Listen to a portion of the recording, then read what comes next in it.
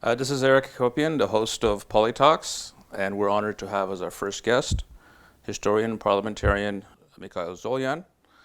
It's a pleasure to have you here, Mr. Zolyan. It's an honor for me to be the first guest. Well, we're going to have a round of tough questions for you. The first one, let's do in generalities. You have a new government. However, given the geopolitical realities that Armenia has faced over the last 25, 30 years since independence, how different or how similar is the current government's foreign relations going to be compared to the previous governments that have ruled Armenia over the past 25 to 30 years? Well, obviously, politics is the art of the possible, which is especially true for foreign relations, because you have to take into account the geopolitical realities, the policies of other actors in the region, whether it's the neighbors, whether it's the greater powers, and so the limitations in foreign policy, of course, are much more substantial than the limitations when it comes to internal issues. But also, in terms of foreign policy, there are some priorities, strategic goals, which don't change irrespective of who's in the government, and that's the case in most countries. So in many cases, people thought that after a change of government or a revolution or whatever, the foreign policy of a certain country should change, but it's not really that often. It doesn't really happen that often. So in that sense, there is a continuity between all the governments that have ruled Armenia since independence. But I would say that the difference. There are several important things that I could say are different. The first and most important thing is that for the first time in a very long time, today we have a government which doesn't have a legitimacy problem. We have a government which not only has huge support of the public, but also has been elected through the first free and fair election in quite a long time. I usually say the first free election in the 21st century, because all the elections since the year 2000 and many elections before the year 2000 have been flawed. And this has crippled the legitimacy of the previous governments and has made them dependent on foreign powers in different ways, which also meant that they had less room for maneuver. They had to make concessions in different issues where a strong government that had a local support would not have to make concessions.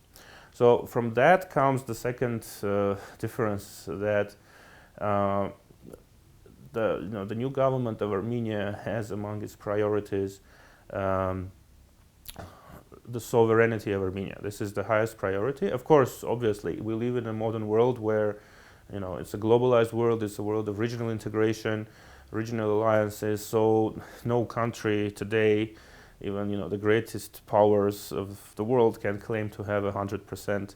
The sovereignty is not absolute. It's not total sovereignty. Every country is dependent on other countries, international organizations.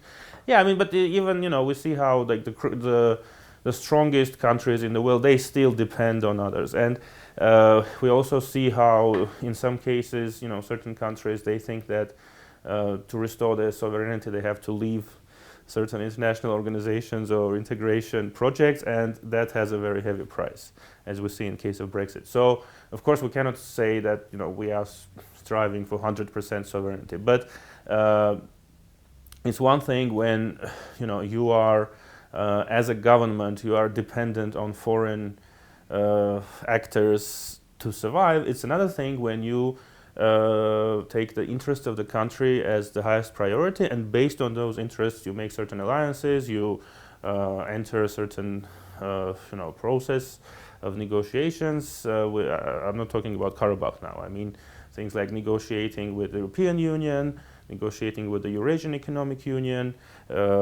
talking to our partners in the Collective Security Treaty Organization. In all these formats, we are talking now from a position of sovereignty, from a position of popular, of a government that is supported by the people.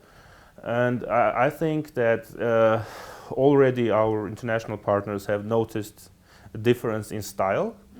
And I think that sooner or later this will also be obvious for, there will be very obvious results. I mean, foreign policy is a thing that diplomacy in general, foreign policy, it's something that takes a very long time to manifest significant results. So obviously we are going to be criticized for, where are the results? But this is diplomacy, this is, it takes time. Well, I think you touched on a magic word, which is legitimacy. And I'm going to play the devil's advocate here, because obviously I think you laid out a very positive case and a very good one about how Armenia having a democratic government and a legitimate one helps enhance the foreign policy capabilities of the current government compared to the former regime. However, when you look around the countries surrounding Armenia, many of them, and let's look at it in general, the former Soviet states, in which very few governments are either democratic or have any legitimacy in the eyes of their population. To what extent is Armenia's government being democratic and being legitimate a threat to those states, and to what extent does that complicate these relationships? Because you spoke about the positive ledger, but I suspect there's another side to that also. Well, obviously, it's not for us as a ruling party of Armenia or as the National Assembly of Armenia to give assessments of how democratic other countries are. I mean, there are international institutions for this, and we are not. Our relations with any of our partners are not based on our assessments of their internal politics, and we expect the same attitude from them. That our relations are based on our interests and not our assessments or their assessments of the internal politics. Obviously, I understand your question, and obviously there are forces that don't want to see Armenia succeed. And one obvious example, of course, is, and again, I'm sort of touching on the Karabakh issue here, that a lot of people in Azerbaijan were inspired by what happened in Armenia, and so in this sense, the government of Azerbaijan is now in quite a complicated situation where it has to negotiate with us over Karabakh issue, but it also has to, deal with their own population, because for years there has been this propaganda, on different levels that if you have a conflict, you should forget about democracy. I mean, this was how our old governments tried to legitimize themselves. So obviously, there will be some forces in different countries that will see the new Armenian government as an enemy, and they will be trying to influence also their rulers, and there will be some, and we already see, this propaganda in the media saying that, Armenia is a project of the West or Soros or whoever. So, of course, we will have to deal with this kind of, I don't know how to call it, lobbyism, propaganda, information warfare, and we have to make sure that this doesn't influence the decision making in our partner countries. And we have been very, we declared many times, and we have been very clear that our foreign policy and our internal politics, these are two different issues. We are committed to democratic values and human rights and democratic reform. At the same time, we are committed to the international obligations that we have.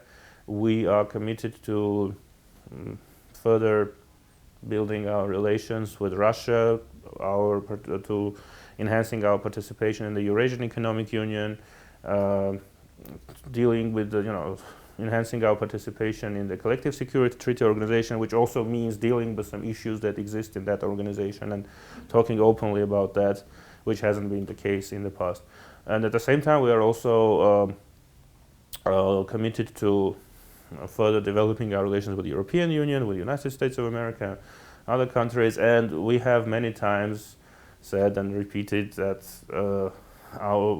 when we develop relations with one country or organization, it's not at the expense of others. And this is a message which we have been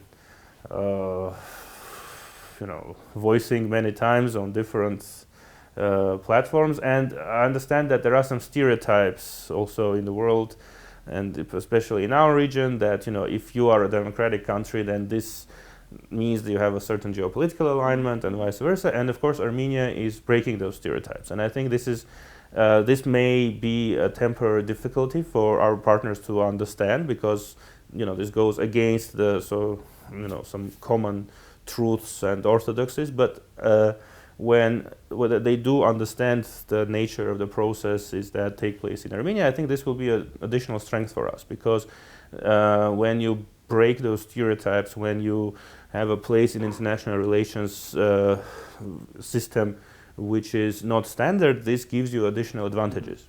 And I think that in this sense, the fact that Armenia has been able so far and will be hopefully in the future to maintain good relations both with the East and West, or North and West, South, etc. I mean, this I think is a major advantage for Armenia. Oh, very good answer. Let's talk about the burning issue of the day. There has been lots of speculation about the current negotiations over Karabakh. And specifically, there's been a lot of optimism,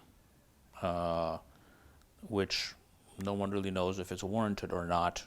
So I wanted to see, and I know these are obviously very sensitive, guarded things, and there's things you can talk about, things you can't talk about, but in the context of things you can talk about, what is your impression of this process? And do you think that this optimism that is out there, is that warranted or is it not warranted?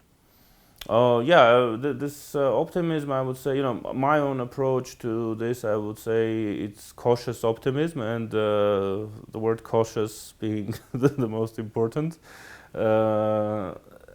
I think there are some reactions to these, to the recent developments regarding Artsakh, which have been either, exaggerated in terms of optimism or exaggerated in terms of some, negative perceptions, because we have all these conspiracy theories that somebody is selling something and selling out something, that there are going to be some one-sided concessions, etc., which has been it absolutely has no basis in reality, and many times the Prime Minister has talked about it, the Foreign Affairs Minister has talked about it, and there's really what is happening is just a return to normal.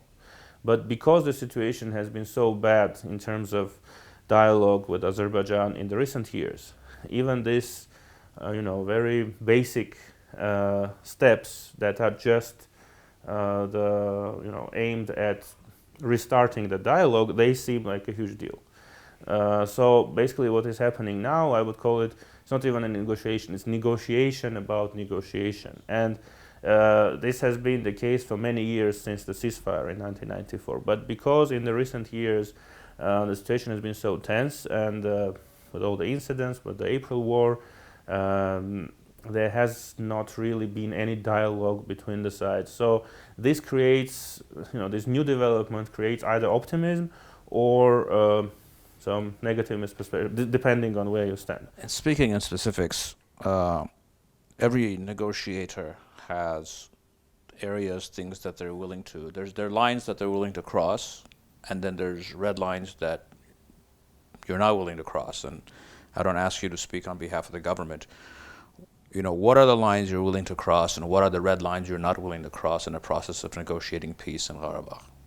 Well, I don't think in general, it makes sense for a part of the negotiation to speak about the red lines and the things that they are willing to cross, because when you're going into a negotiation, your position is to get as much as you can, and obviously the other side is also going into negotiation with the same position. So you don't announce from the beginning which are your red lines and which are the things you're prepared to maybe compromise on. So I think we should go into the negotiation with obviously the our position, which has been stated many times, and in this sense, I think we should look at the process as it's a very long road.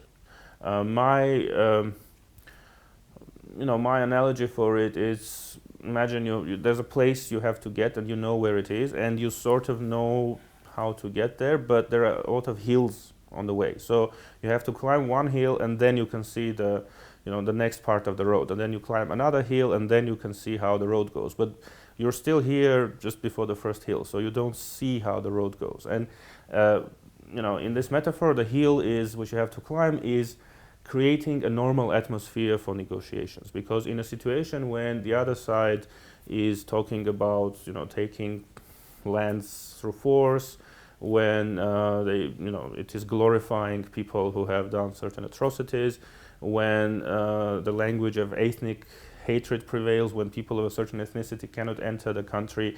This is obviously not going to help the negotiation process. So our first goal at this point is to create a situation when we can talk normally, which means no hate speech, no ethnic hatred, and obviously no provocations, no incidents on the border.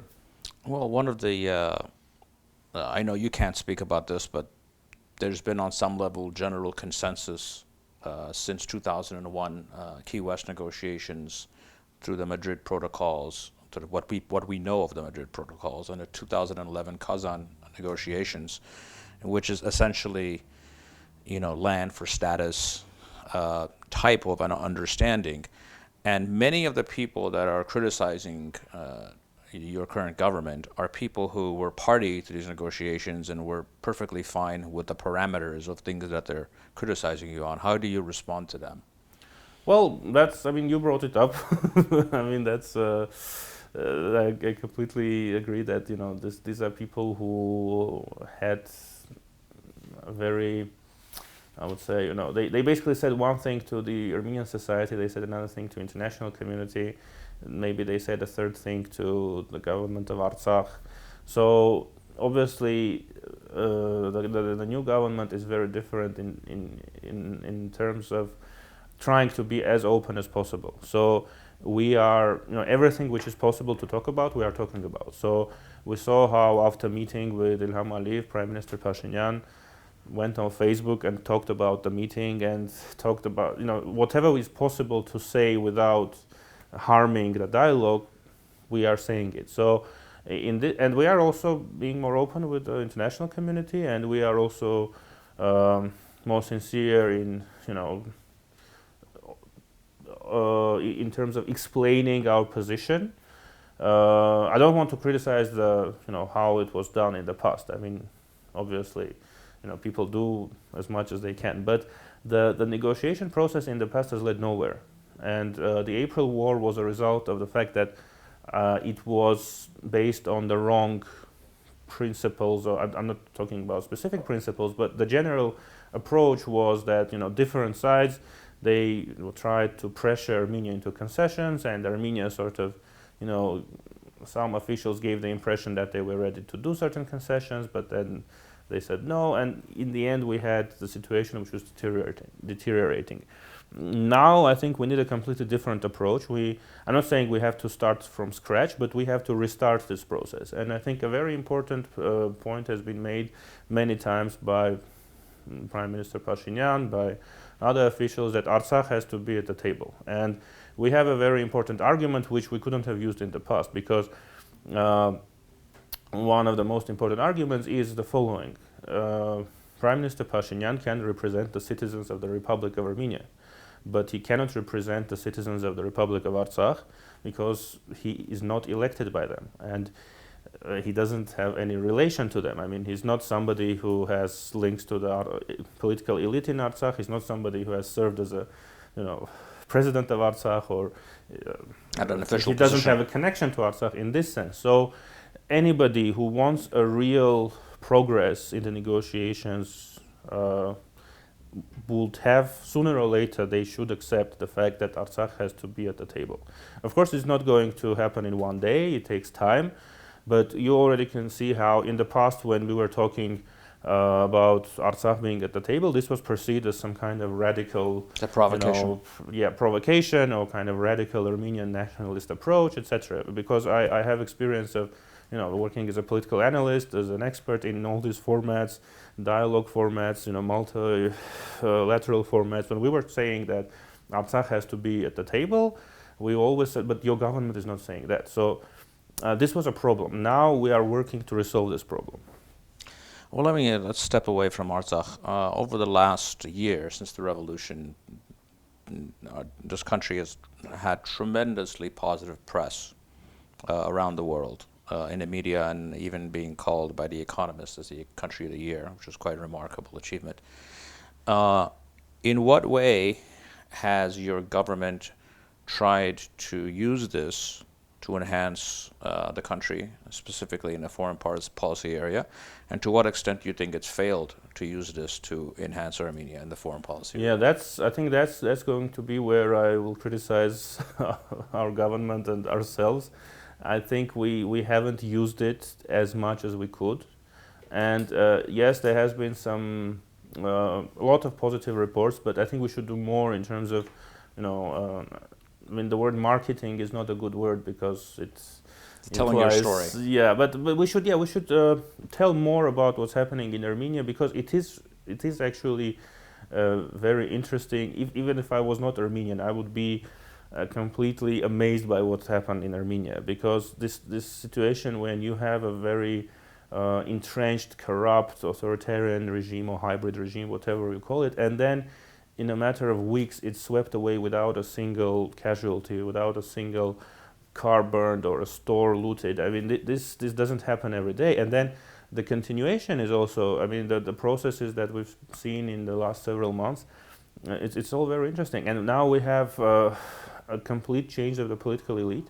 And this is something that in many countries, the problem is that the old establishment, whether in democratic countries or non-democratic countries, there's an alienation between establishment and the people. So even in democratic countries, people have this problem, and because of that, we have things like Brexit and so on. So maybe, I'm not saying Armenia should teach the world a lesson, but maybe some part of the solution to this problem is in Armenia, where you have a completely new political elite, which is still has to succeed. I mean, we still haven't succeeded, and there are a lot of risks because we still understand how people connected to the old government have a lot of resources in the media, access to in the media, business, yes. and so on. But in the last couple of months, before I would say, the last couple of months I was already a part of political party, or rather the alliance, because I'm not a member of the party. But before that, I still worked as a political analyst, and I was traveling a lot. I had meetings everywhere, in the West, in the East, in the North, and so on. And people were really interested and inspired when I told them what was happening in Armenia. And we should use that. This is not going to last very long. If we lose the attention, then it will be very hard to regain that attention. So we should work more in that direction, I think. Well, in public relations, they always say you don't get a second chance to make a first impression. Absolutely, and there are many interesting stories. Obviously, in April 2018, there were so many interesting stories that people themselves came to Armenia to report on them. But there's still a lot of interesting stuff happening in Armenia, and we have to be more active in terms of telling the story. I'm going to ask you one last short question, even though it's a very important topic. There's been a lot of speculation about the state of Armenian-Russian relations. Many people have tried to use this for their own purposes, from different sides, actually. People who want a more independent policy in regards to Russia, and people that are very much interested in greater enhancement of those relationships. How would you describe this government's relationship? Do you think anything, has there been a downgrade since the revolution? Has there been an upgrade? How would you describe those changes? It's very hard to give a short answer to that. I could actually talk another 20 minutes just about this issue. I would say on the highest level, on the level of heads of state or heads of governments, we have very good dialogue, and this is really important. When it comes to sort of the mid-level, we still have to develop this dialogue, because the changes in Armenia took place so it took some time for Russia to understand, to adjust to what has happened in Armenia, and also it will take time to develop new links, because the old government, the old elite, through the years they developed many links with on different levels. For example, parliamentary diplomacy.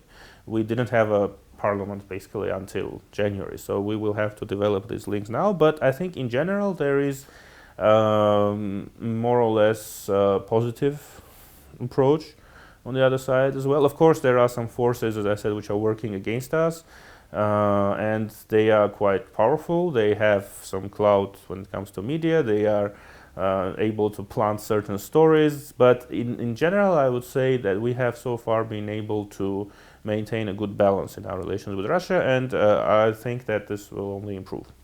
Well, Mr. Zolyan, I want to thank you for your time. It's been a wonderful conversation, and we hope to have you back at some point. Thank you very much. Thank you.